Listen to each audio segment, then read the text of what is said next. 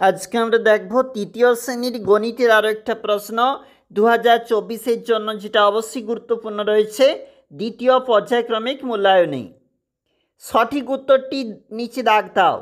390/3, আমাদের উত্তর হবে 130।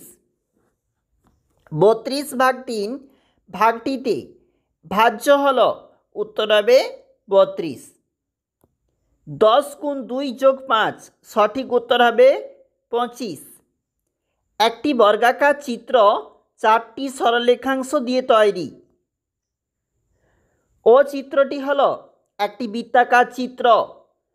বিবৃতিটি সত্য না মিথ্যা লেখো। 70 দিনে 7 সপ্তাহ, মিথ্যা। 44/4 = 4/44, উত্তর হবে মিথ্যা।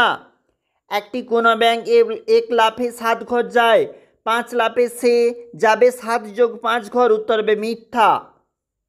1 ঘন্টা = 60 মিনিট, উত্তর হবে সত্য। 99 এর পরের সংখ্যাটি 2 অঙ্কের, উত্তর হবে মিথ্যা।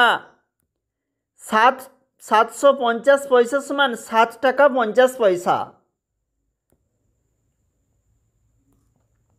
ভাজ্য = ভাজক গুণ ভাগফল যোগ ভাগশেষ। 75 মিনিট = 60 ঘন্টা। 75 মিনিট = ড্যাশ ঘন্টা ড্যাশ মিনিট বলেছে। দেখো 75 মিনিট = 1 ঘন্টা যোগ 15 মিনিট, উত্তর হবে কিন্তু। একটি ত্রিভুজের বাহুর সংখ্যা, উত্তর হবে 3টি। নিম্নলিখিত প্রশ্নের উত্তর দাও। আজ বিবেকের জালে 198টি রুই মাছ উঠেছে, দীপকের জালে 176টি রুই মাছ। কার জালে কটা বেশি রুই মাছ? দেখো বিয়োগ হবে কিন্তু, তোমরা অবশ্যই করবে। এক ঘড়ি বিক্রেতা 148টি ঘড়ি বিক্রি করেছেন।